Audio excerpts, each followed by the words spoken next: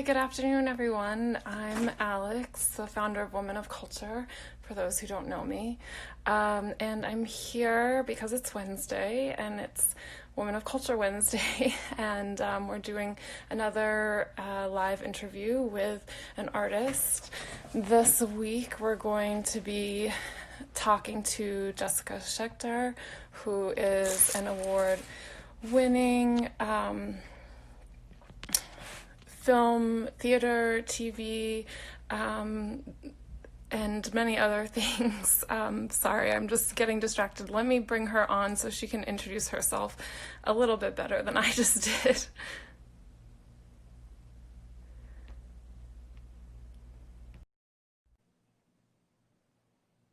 I think she'll be here in just a minute. Hi there. Hi, how are you? I'm good. How are you? I'm so sorry. I was like saying your bio and I got distracted. So I was like, you know what? Let me just have her do it. She'll do a better job than I will anyway. Sure. So, hi, Laurence. Thank you for watching. Anyways, so yeah, we haven't connected in a while, so it's I good to know. see you. Well, we met on that great event, and it was Yeah, so wonderful to connect with other amazing women who are doing great things. So thank you so much for being and letting me be a part of this. Of course. So I'd love for you to give a better introduction since I totally botched it a minute ago. All good. Just tell us a little bit more about yourself. Sure. I'm just trying to find the right levels here. Yeah, I know. I have mine like propped up. Smart. I'm Jessica Schechter. I'm a director and actor, voiceover talent, and producer in New York City. I teach in a bunch of different universities, and I also do stand-up comedy. I'm just kind of an all-around working artist, and it's just I love any time that I can be creative and tell a great story. So that's pretty much my bio. I went to NYU for undergrad, and I went to the Actors Studio Drama School at Pace University for grad school for my MFA in directing. So, and now I'm a working artist. Yeah. Yeah, no, I love that. I feel like, Jacks and Jills of many trades, right? You gotta be. Yeah. You gotta be. Yeah. Keeps life interesting anyway. Totally. So I would love to kind of start at the beginning and just learn more about like where you grew up and how you first discovered art and theater, especially. Sure. So I grew up in a little town called East Northport, Long Island, and I've been performing since I was a kid. I always say that my story starts out, I was in nursery school, and it was the Passover. We did a little Passover play, and all the kids forgot their lines, and I said all of the parts, and I was 4. So I just was kind of a ham from the moment that I could talk. Right. And I was kind of a social misfit as a kid, and theater was always where I felt like I belonged and felt like I could come alive. And so I started my high school's drama program, and because I went to a school that didn't have like a fully established one. You started it yourself. Yeah.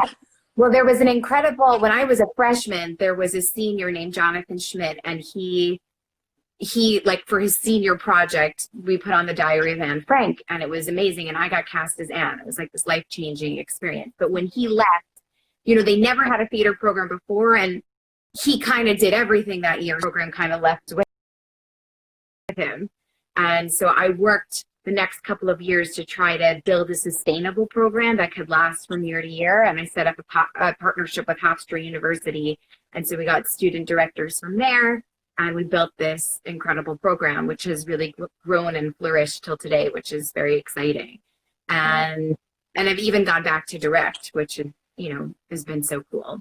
Nice. And then I went to NYU for undergrad in educational theater.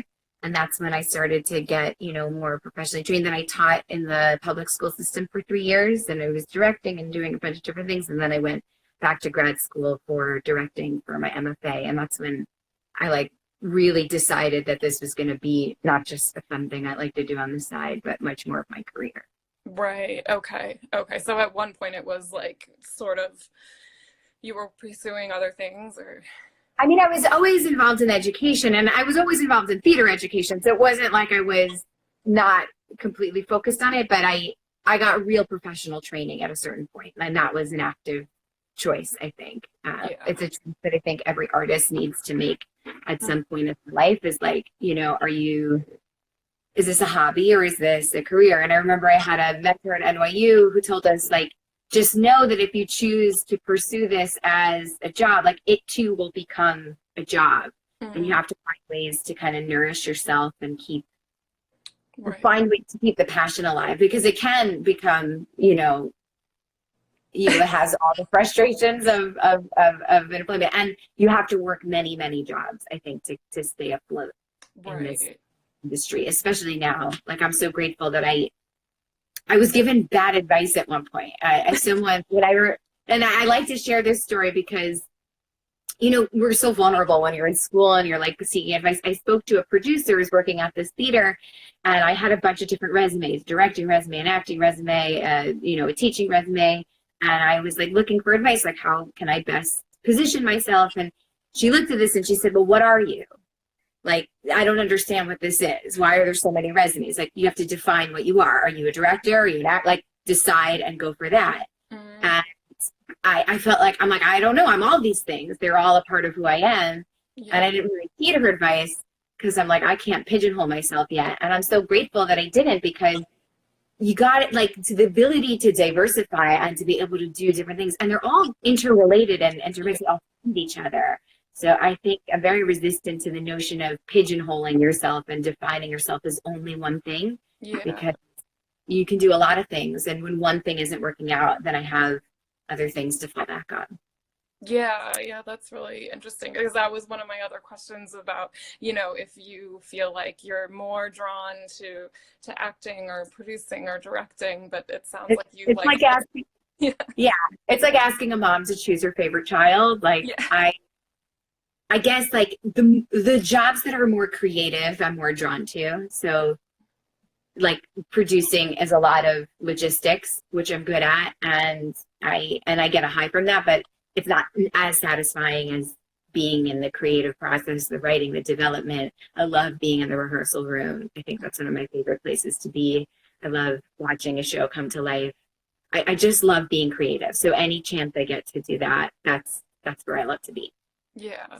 Yeah, I mean that's interesting because like you mentioned the event that you were a part of that was all about like art and entrepreneurship and to me like I guess the acting side seems more just the pure like creative flow like obviously there's a lot more involved than that but but then like producing and directing seems like a little bit you get more of that you have to have a bit more of that like business left brain kind of thing going on.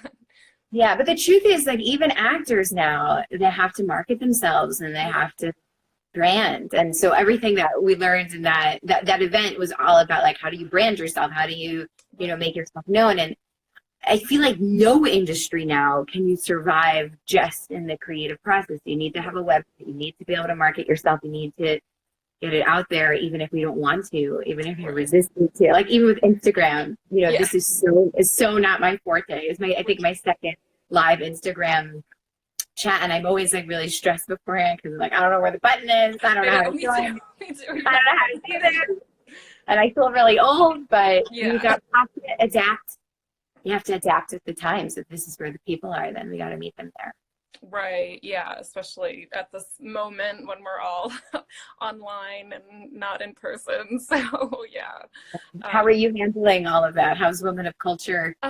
yeah, I mean, it's interesting. It's definitely been a big adjustment because everything I was doing was in person and like a lot of museum and gallery visits, performance outings, and so totally moved all that online.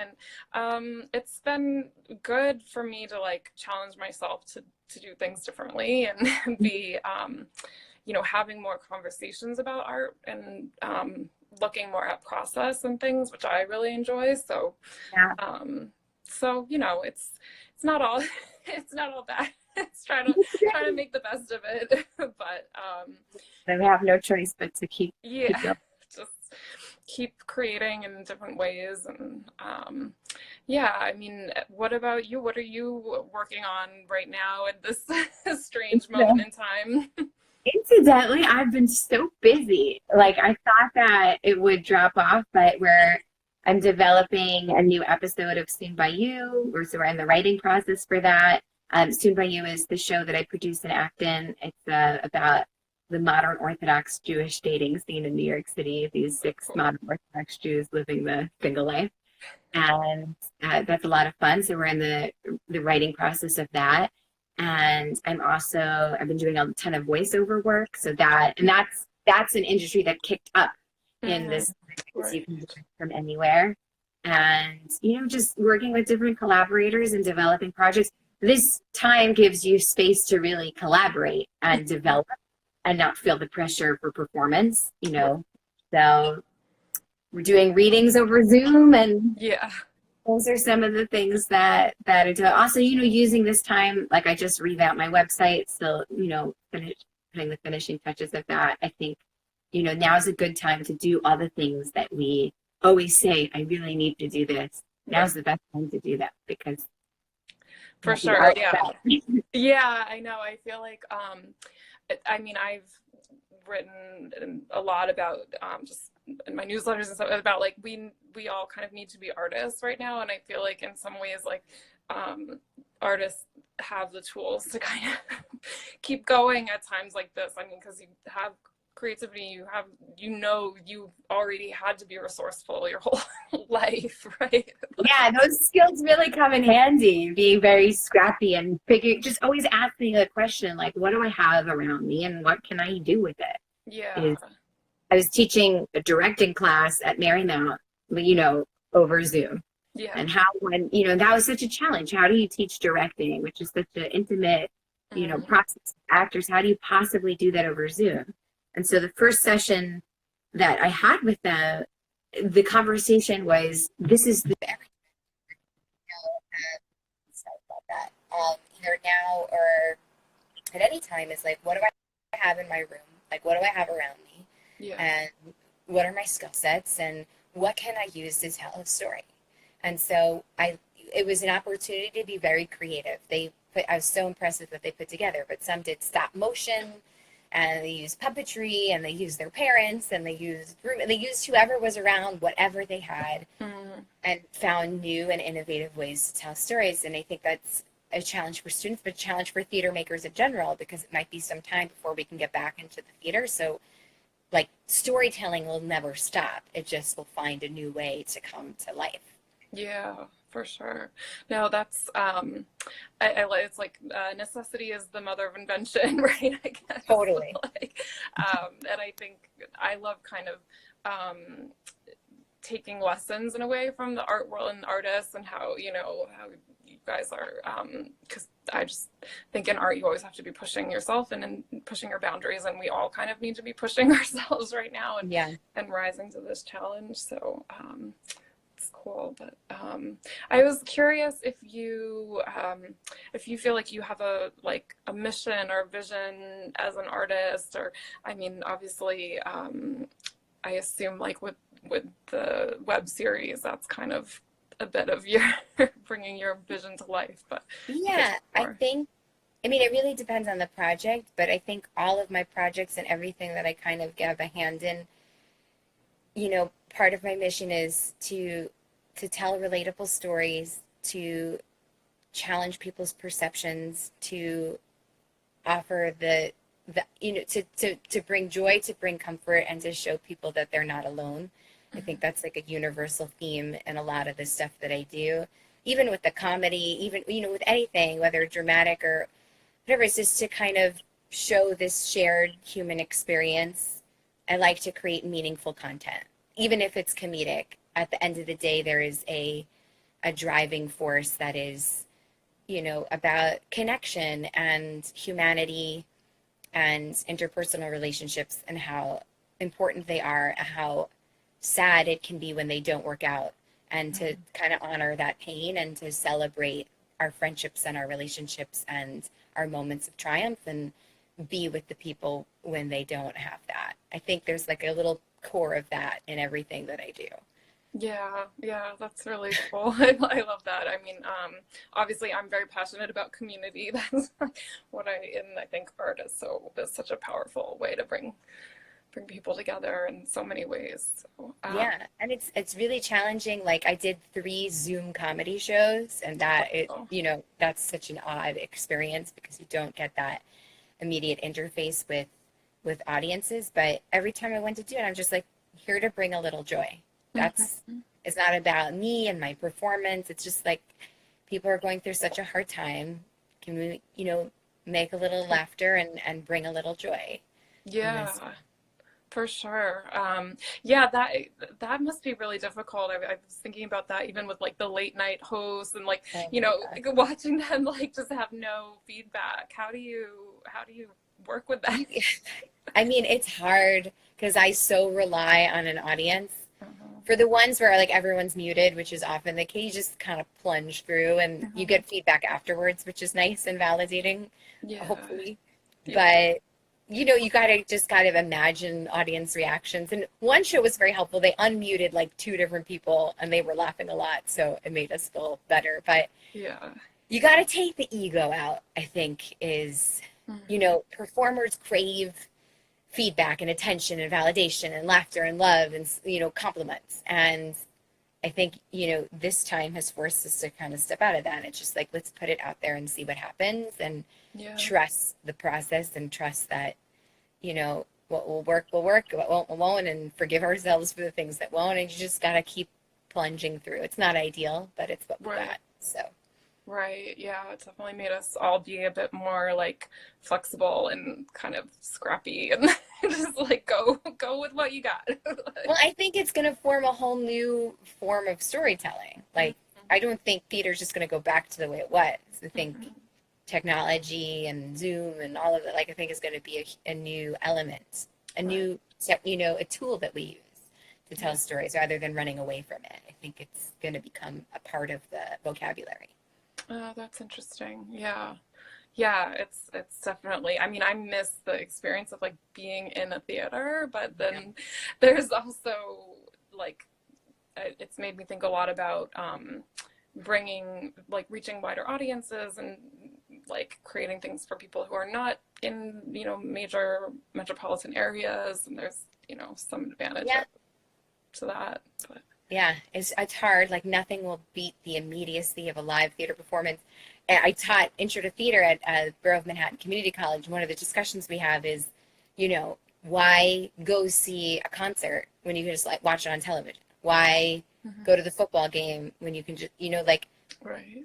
but we go because it's live and there's power of all those people being together. And I think that this is such a hard time, but it really makes us appreciate that. And when we do get the chance to come back together, I think there'll be a great, love and celebration of it, and to really not take it for granted because Yeah. it's not a given. Yeah, no, I do. I hope that people are realizing how important that is and will fully embrace and cherish it a bit more Mm. when we're able to do it again. Yeah, Um, totally. Yeah. I wanted to just quickly ask you about Soon by You. I know this, I didn't tell you I was going to ask you about it, but I just love to hear a little That's bit. fine. We can roll with it. Yeah, I know. I mean, I just thought it might be interesting for people watching now or later to just learn a little bit more about it. Sure. It's a web series that's created by a good friend of mine, Leah Gottfried, and it has, I think we have 7 episodes out now, so 5 for season 1, and then there are 2 that came out for season 2. The episodes are released really far apart because it takes a really long time for us to find the funding for it. But the people who get to experience now get a chunk of a bunch of episodes, which is great. And it was a passion project of Leia's, kind of depicting this, Upper West Side Manhattan city scene of, dating. But we've seen a lot of shows like that, like Friends Mhm. and How I Met Your Mother and things. But the unique lens of this is that it's depicting a subculture of the modern Orthodox Jewish population, which we identify as. And so the stories are very relatable. Of the three people who are the producers of the show, me, Leah Gottfried, and Danny Hoffman, I've lived the truth of the experience more than they have. Danny got married fairly early, and Leah wasn't living on the Upper West Side, but I, was here for about, I think like 9 years of dating and getting my heart broken, and I accumulated a lot of stories over the time. And so a lot of that has fed into the show, and that really what's inspired the message of it, which is, showing those going through that process that they're not alone. There's a lot of pressure in our community to get married and to settle down at an early age. So when you're not, you really feel that. And so it was very healing to work on the show as I was going through the dating process, and I got married about a year and a little bit ago last January. So it's nice to have that perspective as well, but still, I'm still very much a part of the community and friends with my friends who are still going through that process. So, and the show is quite successful. It has over 1 million views on YouTube. It's won several awards at film festivals. It has a huge following. There's been a lot of publications about it. And it's just is really amazing to be a part of something that had such a reach. Yeah. So very proud of it. Yeah, no, I think it's such a cool idea too. And I mean, I'm sure there's so many, other kind of subsects of things, that have very interesting stories like that. And I think it's great that you guys brought that story to life. And it's cool because, you don't need to be practicing or Jewish to appreciate it, because right. I had a playwriting teacher at NYU who told me that the universal is in the specific. When we tell the specific story of specific people and their journey, it resonates across the board. And I think about my Big Fat Greek Wedding. You do not need to be Greek right. to love that movie, because there's so many cultures, so many family traditions that resonate, even if that's not specifically yours. And there are things that you can relate to. We had a fan who said she was Muslim and that she loved the show, and it was just so cool to hear that it has that reach and that the message is very universal, even if it's specific to a certain demographic. Yeah, for sure. I'm sure there's so many overlaps with different cultures and things anyway. And women of culture.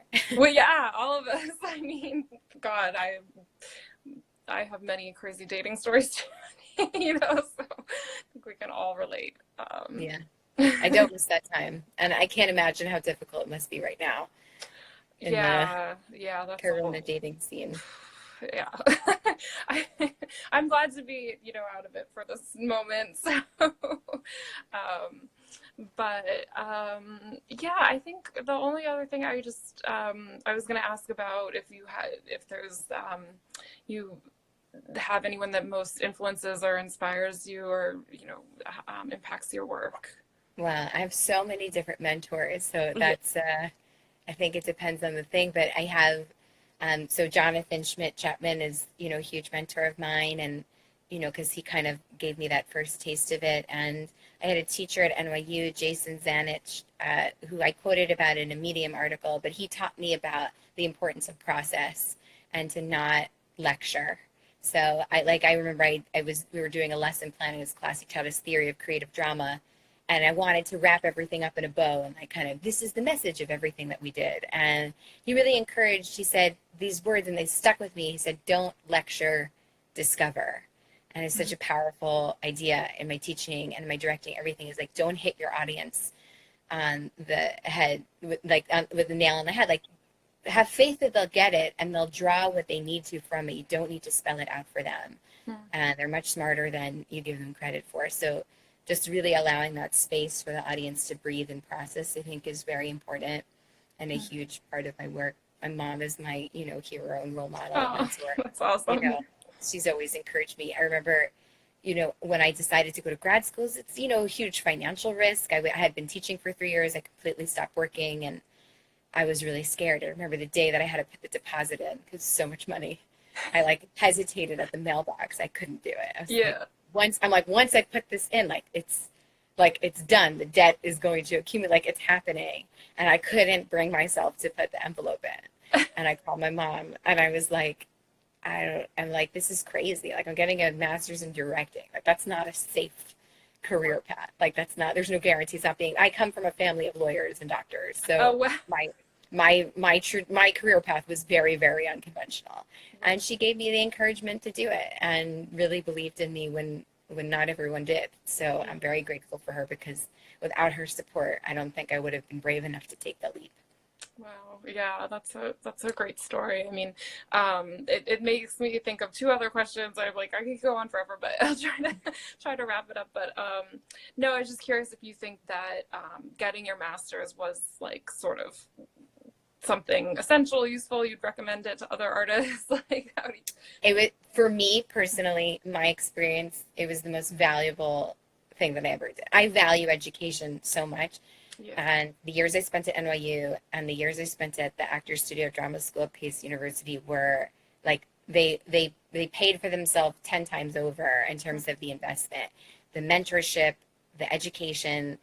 And especially at the Actors Studio Drama School is such a small program. There are only 4 directors that they take. So we got amazing individualized attention.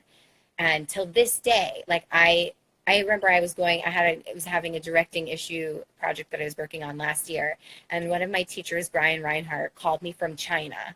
And I had graduated 5 years ago. Like, he doesn't owe me anything to counsel me through it and give me advice and figure it out. And that is so invaluable. And Yeah. Jacqueline Knapp, who teaches there, and she introduced me to Ashley Edelman, who's the artistic director of a theater company called Infinite Variety Productions. We just did an immersive theater production right before everything happened about Nellie Bly.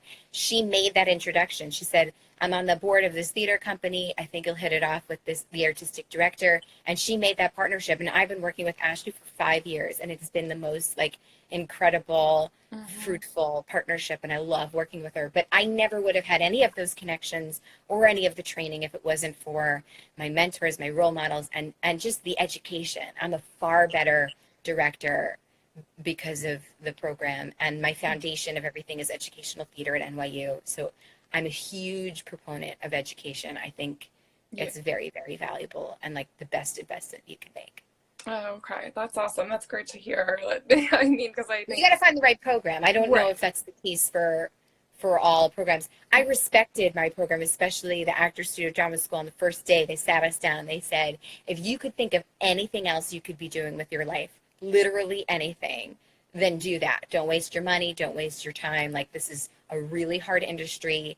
Most people won't make it. Right. You know, like, just save yourself the time and aggravation. Like, quit now. Right. And then, but they said, if you're in the room and this is the only thing you can imagine yourself doing, then you're in the right place. And, you know, they didn't sell us any bill of goods. They said it was going to be really hard. They were right. Right. It is. Yeah. But if you love it and you're passionate about it and you view it as craft, then I think it's worthwhile to pursue it fully, as you would anything. Yeah. You know, if you want to be an artisan, you don't want to just kind of throw it together. You want really the training, and I wanted to be a professional. Yeah. Well, and I wonder if that also has impacted, I mean, now your education career and teaching, I mean, because you had so many great, impactful teachers. And... Totally. It's funny that you mentioned that. So I just finished the semester, and I really try to be a mentor to my students as much as possible. This was such a hard semester because I felt so disconnected from them. Yeah. But I just got an email yesterday out of the blue from one of my students. And this is after the grades are in, like, you know, there's no need to test anything. And it was just a thank you note about my passion and how she really appreciated the care that I took. And I really tried to go as much as I could above and beyond in these crazy circumstances. And she really valued it. And that means everything to me. If I can impact a few students along the way that my teachers impacted me, because I know what a difference that it makes. Yeah. So I try to do the best I can. Yeah, no, I'm sure you're an amazing teacher. I just get that sense from you. I love them, and I genuinely want what's best for them, and I genuinely care. I don't think you can fake that. Right. And I think that they feel that. So if we genuinely care and you really try, then I think the students really appreciate that versus the professors or teachers that are just kind of phoning it in. Yeah, for sure. So, okay, I have one last question. I'm going to throw Sure. this out there, and I don't know if you have an answer for it, but I was just curious if you have like a dream project or if you could wave a magic wand and you had the funding and all that you needed all the Well, time. I And would love to direct a show on Broadway, but that seems like so far now for you so many never reasons. know. Yeah, well, I think I'd love to, have like a self-sustaining theater company. okay. I would love to have a space and a great creative team to continuously tell stories. Mm. I, I'd love to do a film one day. I'd love, I'm trying to get a little more into filmmaking. There's so many things. I want to write a book. I have like 1,000 Yeah. dreams, but I just want to find as many ways possible to tell stories that have impact. Mm. That's awesome. Yeah. Well, thank you again Thank you for having me. This is a yeah, lot of fun. yeah, I know it's like we could keep going, but it was so nice to chat more Sure. and I guess And good luck to women of culture. I thank hope you find you. ways to build community in this crazy time, and you Yeah. should, Yeah. find new ways to bring people together. Yeah, I mean, Zoom has been has been my life lately, and Yeah. we're doing these Instagram lives every Wednesday around 6 p.m. Well, Eastern. I was honored to be a part of it. Thank you so Yeah. much. Thank you. I'll talk to you soon. Okay, have a good one. Bye. Bye.